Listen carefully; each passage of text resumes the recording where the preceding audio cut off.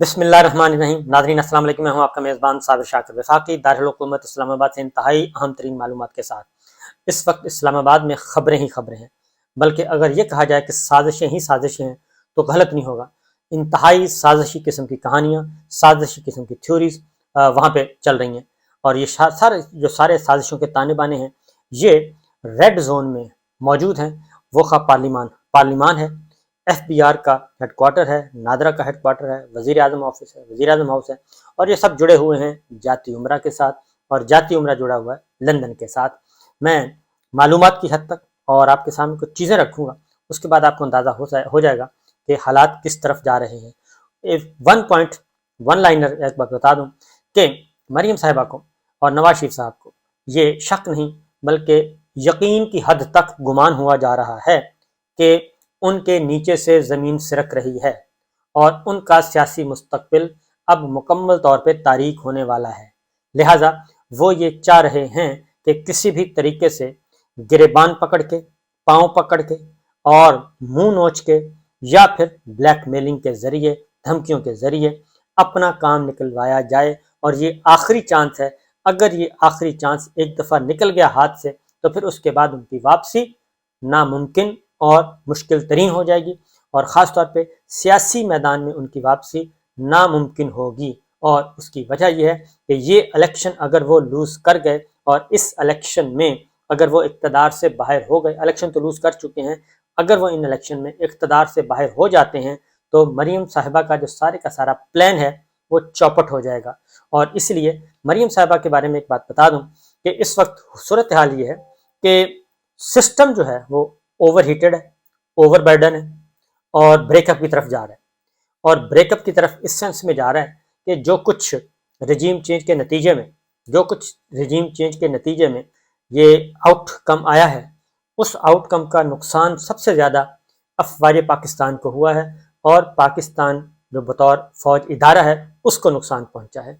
इसलिए कि सारे का सारा प्रेशर उधर है। न्यूट्रल एपोलिटिकल हैं, न्यूट्रल नहीं हैं, आप इसके साथ हैं, आप इमरान खान के साथ हैं, आप किसके सहूलतकार हैं, ये सारी की सारी डिबेट जो है वो GH2 के आसपास और आर्मी चीफ के इर्द गिर्द और DG ISI के इर्द गिर्द, इन्हीं के इर्द गिर्द घूम रही है पिछले 1 साल से। और उससे पीछे चले जाएं पिछले 3.5 साल, वो भी यही था, सिलेक्टर्स और सिलेक्टेड। उससे पीछे चले जाएं तो वही था जनाब पनामा, और पनामा में भी ये सहूलतकारी। अब ये सारा कुछ हो रहा है। अब आ गया है फिर अगेन ब्रेकअप की तरफ जा रहा है मामला। ब्रेकअप किसके दरमियान? ब्रेकअप होना है पीडीएम के दरमियान, यानी कि PMLN, पीडीएम से मुराद है PMLN और एक बार फिर अफवाज पाकिस्तान यानी कि मिलिट्री एस्टेब्लिशमेंट के दरमियान ये ब्रेकअप होने की तरफ जा रहा है मामला।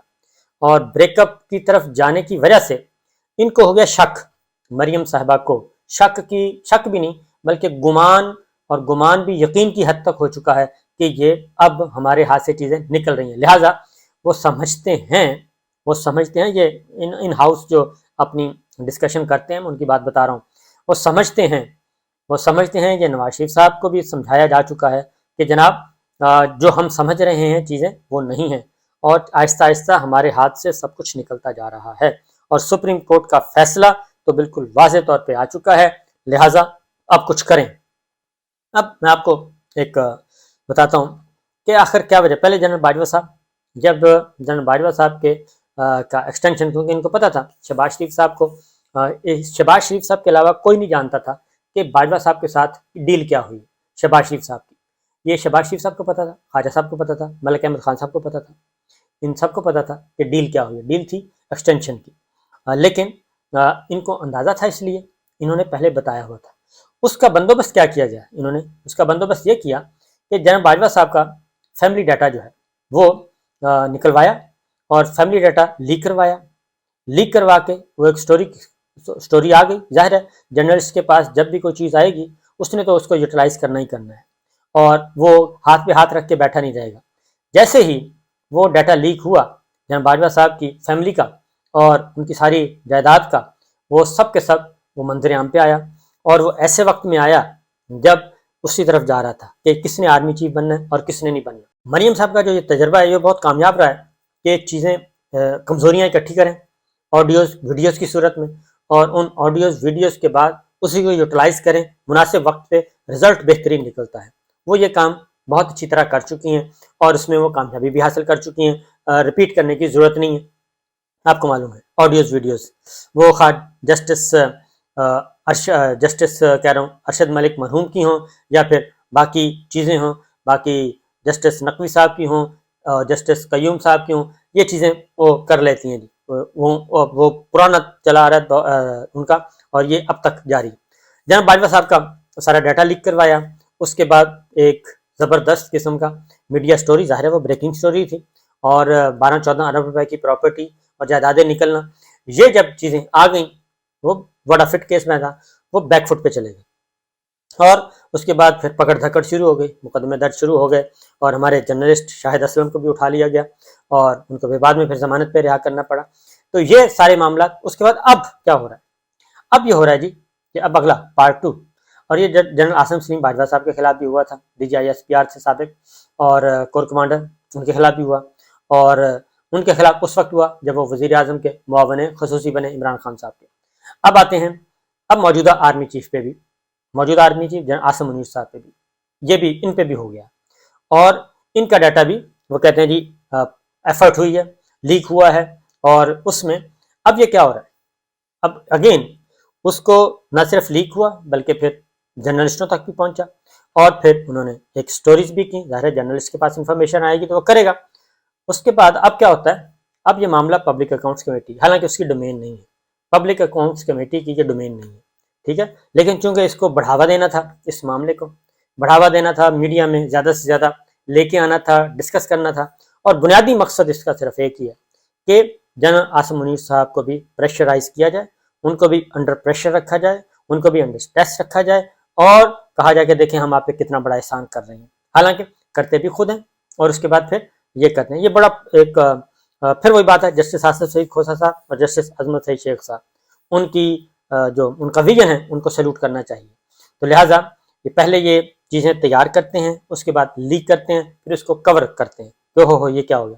اب یہ پبلک اکاؤنٹس کمیٹی کی چیئرمین کا پبلک اکاؤنٹ کمیٹی کا اجلاس ہے، اس میں اب یہ وہاں پہ آ گیا، کہتے ہیں کہ آرمی چیف کے اہل خانہ کی ذاتی معلومات تک مبینہ طور پر رسائی اور ڈیٹا کی خلاف ورزی پر نادرا کے افسران کے خلاف مقدمہ درج کرنے کی ہدایت کر دی۔ اب یہ کون کر رہا ہے؟ پبلک اکاؤنٹ کمیٹی کر رہی ہے۔ اس کے بعد ہے جی رکن قومی اسمبلی نور عالم خان کی سربراہی میں کمیٹی کا یہ اجلاس ہوا، اور اجلاس میں مذکورہ خلاف ورزی سے متعلق میڈیا رپورٹس پر انتہائی تشویش کا اظہار کیا گیا، اور نور عالم خان نے کہا کہ جو لوگ دستاویزات چوری میں ملوث ہیں وہ سلاخوں کے پیچھے ہونے چاہیے، ملٹری انٹیلیجنس اور ISI کو اس معاملے میں تفتیش کا حصہ بنانا چاہیے، اور انہوں نے یہ بھی کہا تھا کہ جی اس بات کا تعین ہونا چاہیے کہ آرمی چیف کے اہل خانہ کو اس کی ذاتی معلومات کیسے چوری ہوئی، اور پھر یہ کہا گیا کہ نادرا چیئرمین کو بھی طلب کر لیا، چیئرمین PAC نے، نور عالم خان صاحب نے، اور جو دیگر وہ نہیں آئے تھے، نور عالم خان صاحب نے یہ بھی کہا کہ جی یہ خبر پورے میڈیا میں ہے، اور اس پر ایک ویلاگ بھی دیکھا ہے جہاں اس معاملے پر 2 صحافی بحث کر رہے تھے۔ یہ نور عالم خان صاحب کہہ رہے ہیں، بڑا سسپیشیس قسم کا کام ہے یہ۔ اس سے قبل انہوں نے کہا جی کہ وہ 2 صحافی اعزاز سید صاحب ہیں اور عمر چیمہ صاحب ہیں، انہوں نے یہ دعویٰ کیا تھا کہ اکتوبر 22 میں chief of army staff general Asim Munir کے اہل خانہ کا ذاتی ڈیٹا اور سفری معلومات کے ریکارڈ تک مبینہ طور پر نادرا کے افسران نے رسائی کی، جو ان کی آرمی چیف کی حیثیت سے تعیناتی روکنے کی کوششوں کا حصہ تھی۔ چیف آف آرمی اسٹاف اس وقت لیفٹیننٹ جنرل کے طور پر فرائض انجام دے رہے تھے۔ تو یہ نادرا نے 3 روز قبل اس بیان کی تصدیق کی کہ آرمی چیف کے اہل خانہ کی ذاتی معلومات تک رسائی اور چوری کی گئی تھی، اور بیان میں بتایا گیا کہ ان کے خلاف ورزی ملوث افسران کی شناخت کے لیے تفتیش جاری ہے۔ اور PAC یہ اکتوبر 22 کی بات ہے۔ اب اکتوبر 22 میں کیا ہو رہا تھا؟ اکتوبر 22 میں یہ ہو رہا تھا کہ جنرل باجوہ صاحب کی ایکسٹینشن کا ایشو تھا، اور army chief general Asim Munir صاحب کی آرمی چیف کی اپوائنٹمنٹ تھا۔ یہ ان دنوں کی باتیں ہیں۔ اب یہ دونوں واقعات جو ہیں یہ اب وزارت خزانہ کس کے کنٹرول میں ہے؟ اسحاق ڈار صاحب کے، اور FBR کس کے کنٹرول میں ہے؟ وزارت خزانہ کے کنٹرول میں۔ اس کے بعد نادرا کس کے پاس ہے؟ رانا ثناء اللہ صاحب کے پاس، وزارت داخلہ۔ تو رانا ثناء اللہ صاحب کس کے ساتھ انٹر لنک ہے؟ مریم صاحبہ کے ساتھ، اور دوسری جانب وزارت خزانہ اسحاق ڈار صاحب سمدھی۔ تو یہ سارے تانے بانے جو ہیں وہ کس لیے ہیں؟ اب اس وقت یہ خبر صرف باجوہ صاحب کے بارے میں دی گئی کیونکہ اس وقت باجوہ صاحب کو کنٹرول کرنا تھا، باجوہ صاحب کو پش کرنا تھا، پیچھے بیک فٹ پہ ان کو بھیجنا تھا، ٹھیک ہے جی، یہ باجوہ صاحب اس وقت۔ اور اب جو اگلی بات ہے، اس وقت جناب عاصم منیر صاحب کے بارے میں یہ چیزیں لائی جا رہی ہیں منظر عام پہ، تو جناب یہ کہانی کوئی راکٹ سائنس تو نہیں ہے، یہ مشکل کام تو نہیں ہے کہ اب چونکہ معاملہ ان کو لگ رہا ہے یہ چیزیں اکٹھی کر کے رکھ لیتے ہیں، اکٹھی کر کے رکھ لی، اور اس کے بعد جب دل کیا وہ ڈیٹا، وہ انفارمیشن، وہ خبر، وہ ڈاکومنٹس وہ لیک کر دیے۔ لیک کرنے کے بعد ظاہر ہے وہ خبروں میں آنا ہی ہے، میرے پاس کوئی خبر آتی ہے، میرے پاس کوئی انفارمیشن آتی ہے اور مجھے میرا سورس کوئی خبر دیتا ہے تو میں نے تو بتانی ہے، اپنے اپنے طریقے سے بتا دیں گے۔ تو یہ ہے جی معاملہ، تو بریک اپ کی طرف معاملہ جا رہا ہے، اور پھر اس پہ ذرا خود بھی غور کیجیے گا، اور میں ضرور یہ کہوں گا کہ ہماری ملٹری لیڈرشپ، خاص طور پہ ملٹری لیڈرشپ کہوں گا کہ وہ اس بارے میں ذرا غور و خوض کریں کہ جناب یہ جو مرضی کر لیں یہ بسنے والے نہیں ہیں، اور انہوں نے کبھی بھی کوئی رعایت نہیں کرنی، نہ آج کریں گے، نہ کل کریں گے، نہ آنے والے دنوں میں رعایت کریں گے۔ یہ دو نہیں تین مثالیں میں آپ دے چکا ہوں، اور کوئی پتہ نہیں کہ کچھ عرصے کے بعد یہ ڈیٹا بھی کسی نہ کسی سٹوری، کسی نہ کسی بیرون ملک سے یہ شائع ہو جائے گا، اور یہ شائع اس وقت ہوگا جب یہ کہا جائے گا کہ جناب اب بہت ہو گیا، اب چونکہ اب ہم نے کام لینا ہی لینا ہے، لہٰذا اب اس کو ڈیٹا کو لیک کر دینا چاہیے۔ اب یہ ٹائمنگز دیکھیں، آپ ٹائمنگز یہ ہیں کہ سپریم کورٹ فیصلہ دے چکی ہے، معاملات آگے کی طرف بڑھ رہے ہیں، الیکشن کی طرف جا رہے ہیں۔ نون لیگ الیکشن نہیں چاہتی، نون لیگ اور مولانا الیکشن نہیں چاہتے کسی بھی صورت میں۔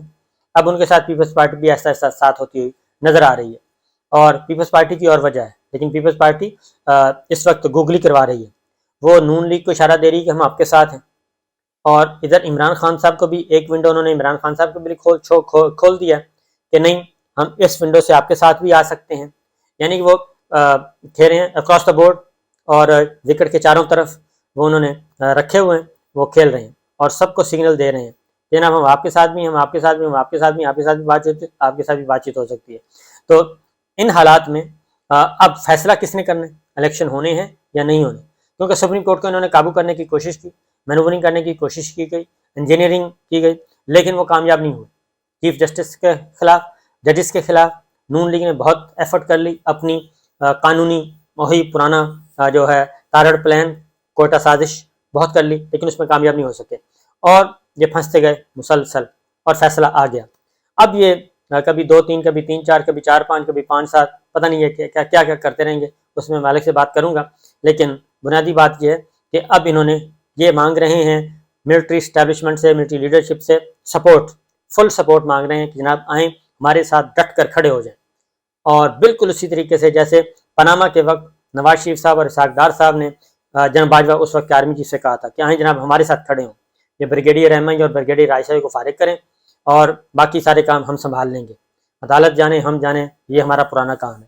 لیکن جناب باجوہ صاحب نے کہا تھا کہ نہیں جناب، یہ سپریم کورٹ کا اور آپ کا معاملہ ہے، اس معاملے میں ہم نہیں آئیں گے، جے آئی ٹی کو وہ کنٹرول کر رہے ہیں اور وہ مانیٹرنگ بھی کر رہے ہیں، وہ سارے ان کے انڈر کام کر رہے ہیں، اس لیے اس معاملے میں ہم نہیں آئیں گے۔ اب بھی سپریم کورٹ ایک فیصلہ دے چکی، اور سپریم کورٹ کا فیصلہ الیکشن کمیشن نے عمل درآمد شروع کر دیا، لیکن اب یہ بھاگ رہے ہیں۔ جب یہ بھاگنے کی کوشش کرتے ہیں تو اب فیصلہ کس کے پاس ہے؟ اسٹیبلشمنٹ کے پاس ہے، اور اسٹیبلشمنٹ جنرل عاصم منیر صاحب آرمی چیف، انہوں نے فیصلہ کرنا ہے، لہٰذا یہ کام سارا کر لیا گیا ہے۔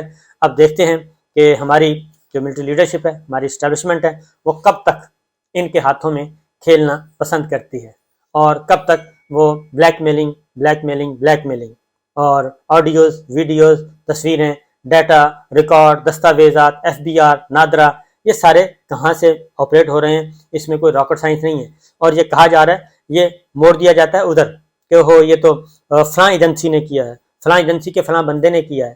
نہیں جناب، ایسا کچھ بھی نہیں ہے، یہ بہت پرانے کھلاڑی ہیں۔ اگر آپ نہیں سمجھ سکتے تو پھر کبوتر کی طرح آنکھیں بند کرنے والی بات ہے، وہ آپ بند کیے رکھیں، اور یہ آپ کی طرف بڑھتے جائیں گے، اور ایک دن یہ آپ کے گربانوں کے تک تو پہنچ ہی گئے ہیں، اور اس میں پیچھے کوئی رہ تو نہیں گیا۔ اب مزید دیکھتے ہیں کیا ہوتا ہے، پنجاب پولیس بننا پسند کریں گے یا پھر اپنی فوج کا عزت و وقار جو ہے وہ بلند سے بلند تر اور ڈسپلن فورس رکھیں گے۔ یہ آپ کے سوچنے کی باتیں ہیں، ہماری نہیں۔ ہم صرف ریکویسٹ کر سکتے ہیں، ہم صرف بتا سکتے ہیں، اسٹریٹجی بتا سکتے ہیں۔ یہی کچھ ہوا ہے۔ اجازت دیجیے، اللہ حافظ۔